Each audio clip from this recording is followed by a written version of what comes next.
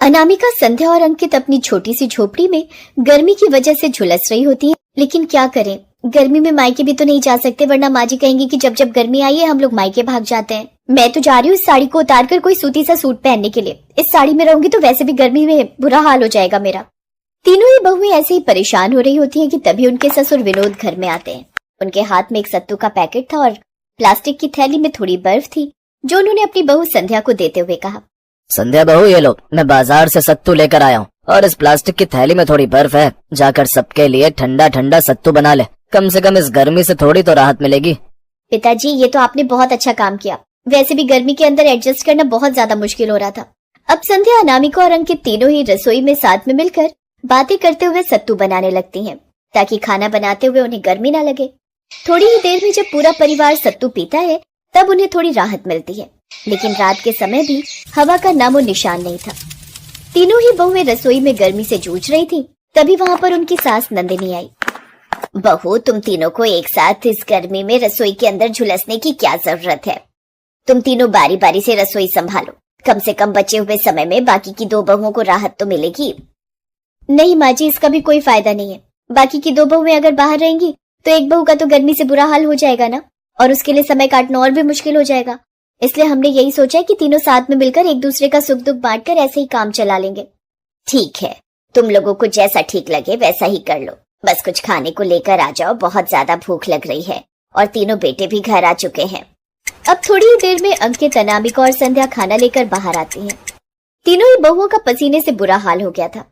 उनका ये हाल देखकर तीनों के पतियों को भी बहुत बुरा लग रहा था। और प्रदीप ने कहा, माफ कर दो, हमारी वजह से तुम्हें बहुत कुछ झेलना पड़ा है ना। हमसे बहुत बड़ी गलती हो गई। हमें सबसे पहले अपने आप को थोड़ा सा सेटल करना चाहिए था और फिर तुम तीनों से शादी करके तुम्हें घर लाना चाहिए था। आप इतना बुरा क्यों मान रहे हैं जी? जो भी होता है अच्छे के लिए ही होता है। शायद यही होना लिखा हुआ था। आपको परेशान होने की बिल्कुल भी जरूरत नहीं है। थोड़ी ही देर में पूरा परिवार सोने के लिए चला जाता है। लेकिन अंकित, अनामिका और संध्या को ये सोच सोच कर नींद नहीं आ रही थी कि गर्मी में वो लोग अपने घर में कैसे गुजारा करेंगे। तभी संध्या दोनों बहुओं से बरामदे में मिलती है और बोलती है, बस बहुत हो गया। हमें किसी भी तरह अपने इस ससुराल को ठंडा करने की कोशिश करनी होगी, ताकि बची हुई गर्मी हम आराम से गुजार सके। वरना हमारे मायके जाने पर हमारे मायके वाले तो हमारा गर्मी से बेहाल चेहरा देखकर हमें पहचानेंगे नहीं। तो फिर ठीक है, मिशन जुगाड़ू बहुओं का गर्मी का इलाज शुरू करते। अब हम किसी भी तरह अपने ससुराल को ठंडा बनाकर रहेंगी। ऐसा ही होता है। अनामिका, संध्या और अंकित तीनों ही जल्दी सो जाती हैं और सुबह भी जल्दी जल्दी उठ जाती हैं। जब नंदिनी देखती है कि सुबह के समय रसोई अभी तक सूनी पड़ी हुई थी और तीनों ही बहुएं घर पर नहीं थी, तो नंदिनी घबरा जाती है। अजी, आपने तीनों बहुओं को देखा क्या? वो तो नजर भी नहीं आ रही हैं। पता नहीं कहाँ चली गई। मुझे बहुत चिंता हो रही है। वो तीनों बहुत समझदार हैं, कहीं इधर उधर ही गई होंगी। थोड़ी देर में आ जाएंगी, तुम बेकार में फिक्र करना बंद करो। अब ऐसा ही होता है। तीनों ही बहुएं थोड़ी देर में मटकती हुई आती हैं। संध्या के हाथ में ये गीली मिट्टी का तसला था, तो वहीं अंकित के हाथ में हरी हरी घास थी और अनामिका के हाथ में कई सारी गाय के गोबर के उपले थे। ये तुम तीनों कहाँ गई थी और ये हाथों में क्या लेकर आ रही हो? हम जानते हैं माँ जी कि हमारे साथ आपका भी इस गर्मी में रहना बहुत मुश्किल हो रहा है। इसलिए अब हमने सोचा है कि इस घर को कुछ ऐसा कर देंगे जिससे ये ठंडा रहेगा। वो सब तो ठीक है बहू, लेकिन तुम लोगों ने कुछ खाने के लिए नहीं बनाया। सभी लोगों का गर्मी से बुरा हाल हो रहा है और फिर उन्हें खेतों पर भी तो निकलना है। आप कैसी बातें कर रही हैं? हमने पहले से इंतजाम कर लिया है कि आज हम क्या खाएंगे। देखिए, गोबर के कंडे लाए तो साथ में हम थोड़ी सी छाछ भी लेकर आ गए। हम अभी सब लोगों के लिए नाश्ते में कुछ बढ़िया लेकर आते हैं। तीनों ही बहुएं रसोई में जाती हैं। रात को उन्होंने कुछ एक्स्ट्रा रोटियां बना ली थी जो कि ठंडी हो चुकी थी। तीनों ही बहुओं ने रोटी के छोटे छोटे टुकड़े किए और ठंडी ठंडी छाछ के अंदर उसे डालकर सब लोगों को कटोरी में परोस कर खाने के लिए दिया। तो ससुर विनोद ने कहा, इस नाश्ते से तो पेट भी भर गया और शरीर को भी राहत मिल रही है। सच में बहुत बढ़िया है। रोज ऐसा ही अच्छा नाश्ता खाने के लिए दे दिया करो। थोड़ी ही देर में विनोद और तीनों बहुओं के पति काम पर चले जाते हैं। अब अनामिका पूरे घर पर गीली मिट्टी से पुताई करती है और उसके बाद में संध्या उस पर गाय के उपले के गोबर का लेप लगाती है और फिर वापस गीली मिट्टी की पुताई करके घर की दीवारों को ठंडा कर दिया जाता है। वहीं संध्या सबसे पतली थी, इसलिए वो लकड़ी की सीढ़ी से चढ़कर घर की छत पर हरी हरी घास बिछा देती है। अरे ध्यान से बहू, कहीं गिर मत जाना। तुम गिर गई तो तुम्हारे मायके वाले बेकार में मुझे उल्टा सीधा बोलेंगे। तभी वहां पर उनकी पड़ोसन ललिता का आना हुआ। उसने तीनों बहुओं को इतनी मेहनत करते हुए देखा और नंदिनी की चिंता भी सुनी और वो बोली, तुझे फिक्र करने की जरूरत नहीं है नंदिनी। बहू के मायके वाले बोलेंगे, लेकिन बस ये बोलेंगे कि तूने तीनों बहुओं को कितना ज्यादा समझदार और गुणी बना दिया है। आ गई तू ललिता, वही मैं बोलूं कि मेरे घर में इतनी हलचल है और तू अब तक शांत कैसे थी। देख, मेरी तीनों बहुओं ने मेरे घर की मरम्मत भी कर दी है और घर को ठंडा भी कर दिया है। सच में नंदिनी, जहाँ पर एक छत के नीचे बहुत बड़े से घर के अंदर रहते हुए भी बहुएं लड़ाई करने के बारे में सोचती है, वही तेरी तीनों ही बहुएं कितनी समझदार हैं, जो अपने ससुराल को ठंडा करने के बारे में सोच रही हैं। ललिता ये बोलकर नंदिनी की तीनों बहुओं की तारीफ करके वहां से चली जाती है। ऐसे ही अब घर में थोड़ी सी ठंडक हो जाती है। तभी शाम के समय जब काश ऐसा होता कि हमारे पास थोड़े पैसे होते तो एक छोटा सा कूलर लेकर आ जाते, थोड़ी ठंडक तो मिलती। नया नहीं ला सकते तो क्या हुआ माँ जी, हम कूलर बना भी तो सकते हैं। हम कोई इंजीनियर थोड़ी है बेटा जो कूलर बना देंगे। ये सब कुछ करना इतना भी आसान नहीं होता है। माँ जी, अभी तक तो हमारे ससुराल को ठंडा करना भी हमारे लिए आसान नहीं था, लेकिन जब हमने ये कर दिया तो हम कुछ भी कर सकते हैं। अब ऐसा ही होता है। वो अपने घर के आंगन से टूटा हुआ घड़ा लेकर आती है और एक पंखा जो कि रसोई में कब से बंद पड़ा हुआ रखा था, उस पंखे को उस मटके के अंदर किसी तरह से फिट कर देती है और उसके बाद एक तार को जोड़कर उसे चला देती है। थोड़ी देर में वो पंखा चलने लगता है, जिसे वो अपने घर के मुख्य दरवाजे के पास रखती है। अरे वाह, बाहर की ठंडी ठंडी हवा सीधा घर में आ रही है और घर का धुआं और गर्मी सब बाहर जा रहा है। सच में बहू, मैंने कभी नहीं सोचा था कि तुम ये कमाल भी कर सकती हो। माँ जी, हमने कोई कमाल नहीं किया, ये सब कुछ हमने सीखा है क्योंकि मजबूरी सब कुछ सिखा देती है। अब हमारे घर में बिल्कुल भी गर्मी नहीं लगेगी क्योंकि हमने जुगाड़ से सब कुछ ठीक कर दिया है। ऐसा ही होता है, जब तीनों के पति और ससुर शाम को काम से वापस आते हैं तो पूरे घर को ठंडा देखकर उन्हें राहत मिलती है।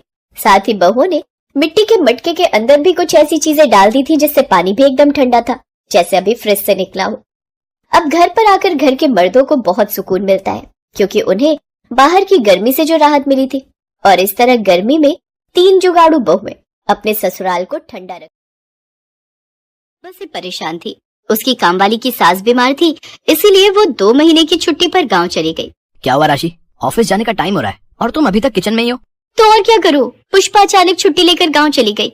बिल्डिंग के सारे फ्लैट्स में पूछ लिया है, किसी की भी कामवाली खाली नहीं है। एक काम करो, तुम गाड़ी लेकर ऑफिस पहुंचो, मैं ऑटो लेकर अपने ऑफिस चली जाऊंगी। तभी दरवाजे की घंटी बजती है। जी कहिए, आपको किससे मिलना है? मेरा नाम सुदर्शन है और ये मेरी पत्नी अनुपमा है। हम दिल्ली से आए हैं। आपके नीचे वाली बिल्डिंग के फ्लैट में जो अशोक रहता है वो मेरा भांजा है। पता नहीं, बहुत देर से हम घंटी बजा रहे थे, किसी ने फ्लैट का दरवाजा ही नहीं खोला। हाँ, हमने तो 1 हफ्ता पहले ही अशोक को बता दिया था कि हम मुंबई आ रहे हैं। इनके घुटने का इलाज करवाना था, तो सोचा अशोक तो यहाँ रहता ही है। अशोक को फोन किया आपने? बेटा, यहाँ आते हुए टैक्सी में फोन की डायरी सीट पर ही छूट गई, उसी में ही अशोक का फोन नंबर था। रुकिए, मैं अशोक को फोन मिलाता हूँ। हाँ, हेलो अशोक, मैं समीर बोल रहा हूँ। वो तेरे मामा जी यहाँ आए हुए हैं, तू कहाँ है? हेलो समीर, मैं तो जरूरी काम से काजल के साथ लंदन आया हुआ हूँ। लंदन? पर तेरे मामा मामी यहाँ मेरे घर पर हैं, अब उन्हें क्या बोलूं?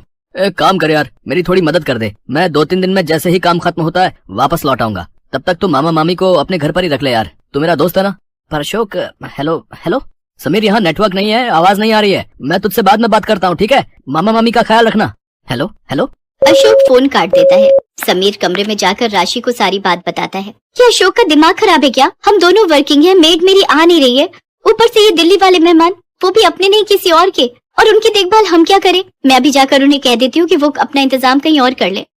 रुको राशि, बेचारे दिल्ली से आए हैं, पता नहीं उन्होंने चाय पानी पिया भी है या नहीं। बुजुर्ग हैं, ऐसे उनको एकदम से भेजना अच्छा नहीं रहेगा। इतने बड़े मुंबई शहर में कभी ऊंच नीच हो गई तो अशोक तो हमें ही कहेगा ना। 1-2 दिन देख लेते हैं, अशोक आ ही जाएगा। समीर सुदर्शन और अनुपमा को सारी बात बताता है। शुक्रिया बेटा, जीते रहो। अंकल जी, आंटी जी, मैं ऑफिस जा रही हूँ। आप पीछे से कुछ भी आपको खाना हो फ्रिज में रखा हुआ है, आप ले लीजिएगा। हाँ बेटी, तुम आराम से अपने काम पर जाओ, हमें जो चाहिए होगा हम ले लेंगे। समीर और राशि अपने अपने ऑफिस चले जाते हैं। शाम को जब राशि ऑफिस से लौटती है तो वो घर की हालत देखकर हैरान रह जाती है। ओह नो, इतनी गंदी स्मेल कहाँ से आ रही है? ये स्मेल नहीं बेटी, ये तो देसी घी की खुशबू है। तुम्हारे फ्रिज में मलाई की बहुत सारी कटोरी रखी थी, तो मैंने सोचा इसका शुद्ध ताजा देसी घी बना लेती हूँ, तुम्हारे काम आएगा। पर आंटी जी, मैं और समीर देसी घी नहीं खाते हैं, हम लोग ऑलिव ऑयल लेते हैं। हाँ हाँ, मुझे पता है। ऑलिव ऑयल भी खाओ, पर पराठे पर, साग में, दाल में देसी घी ही अच्छा लगता है। रात को सबको खाना खिलाकर जब राशि सोने के लिए कमरे में जाती है तो वो मन ही मन गुस्से में थी। वो कमरे में आते ही समीर पर बरस पड़ी। अरे ये अशोक के दिल्ली वाले मेहमान कब तक रहेंगे? पता है आज सारी रसोई में देसी घी की स्मेल भर गई। और ऊपर से वो अंकल जी न्यूज़पेपर कहीं रखा है, सोफे के कवर फैले हुए हैं। उनको मैं टोक नहीं सकती थी, पर ये लोग कब जाएंगे? मैं तंग आ गई हूँ। अभी राशि समीर से बात कर ही रही थी कि तभी सुदर्शन दरवाजा खटखटाता है।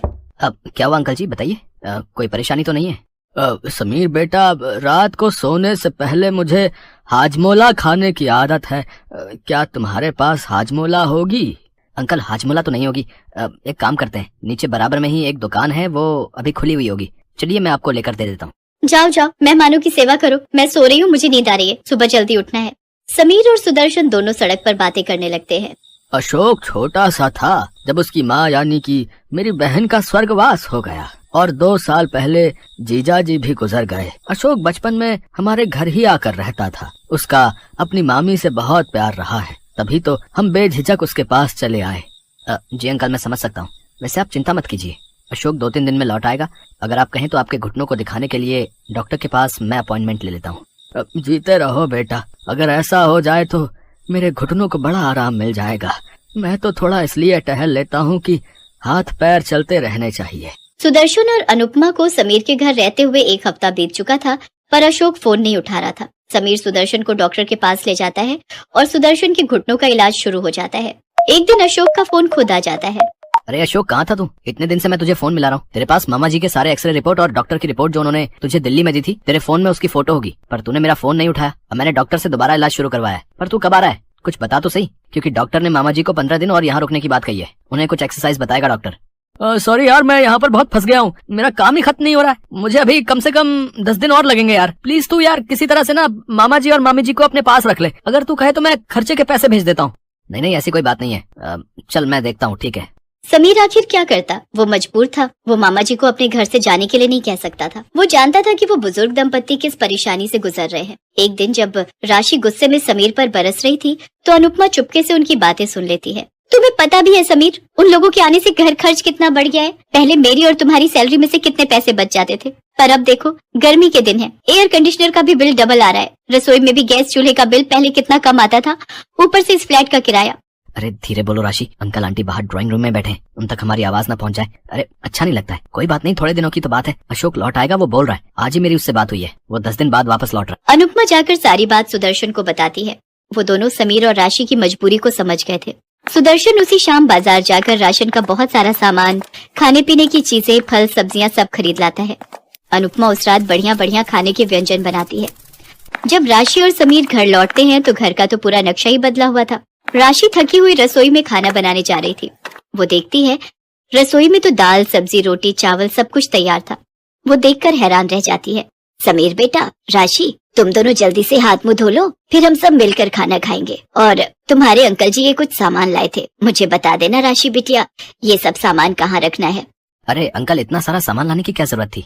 कोई बात नहीं बेटा, तुम भी तो मेरे अपने अशोक जैसे ही हो।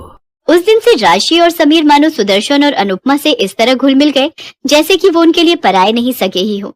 कुछ दिन तक अशोक वापस नहीं लौटा, पर समीर और राशि को अब इस बात की कोई परवाह नहीं थी। वो दोनों सुदर्शन और अनुपमा के आने से बहुत खुश थे। और एक दिन सुदर्शन और अनुपमा जब दिल्ली वापस जाने लगे तो अशोक लौट आया। समीर बेटा, राशि बिटिया, तुम दोनों ने हमें अपनों से भी बढ़कर प्यार दिया, ये बात हम कभी नहीं भूलेंगे। जाने से पहले हम तुम्हें कुछ देना चाहते हैं, इसे बड़ों का आशीर्वाद समझकर रख लेना, मना मत करना बच्चों। अंकल ये चाबियां कैसी? मैं कुछ समझा नहीं। समीर बेटा, ये हमारे मुंबई वाले फ्लैट की चाबियां हैं। हम उस फ्लैट में नहीं रहते, हम दिल्ली रहते हैं, इसलिए यहाँ का फ्लैट बंद रहता है। अशोक के पास हमारा आना कभी नहीं हुआ, इसलिए हम कभी उस फ्लैट में जा ही नहीं पाए। अब से ये फ्लैट तुम दोनों का है। हम जानते हैं तुम यहाँ इस फ्लैट में किराए पर रहते हो, अब तुम्हें किराए पर रहने की कोई जरूरत नहीं है।